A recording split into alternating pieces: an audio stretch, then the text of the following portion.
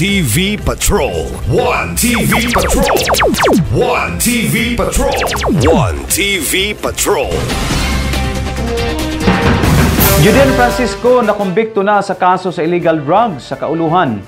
Nagbungara ang paningkamot labi na sa kapulisan sa Dakbayan sa Usamis mahitungod sa pagpasaka o kaso sa pila ka mga sindikato sa illegal nga droga sa syudad.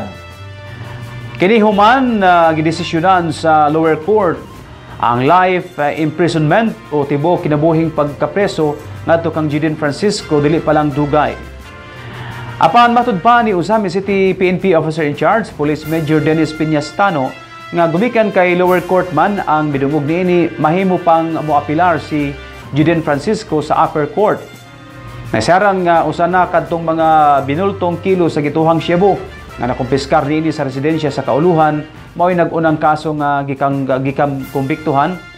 Mao'y nag-unang kaso nga gikakumbiktuhan ni Judean Francisco og wa pay labot ang mga naunang mga kaso sa illegal drugs dinhi sa Dakbayan sa Usamis. Kanang guwapo naman gud ang ato ang konron ang justice system.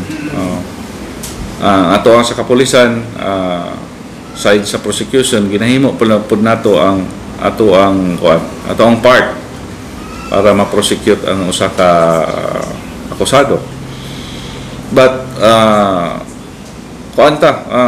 nalipay ta gyud na konbikto nga sa iyang salaod. Nagsintensyahan to siya o life by imprisonment. Pero subject for appeal gyapon na kaysa lower court na. Katong sa drugs mo gyapon. One TV Patrol.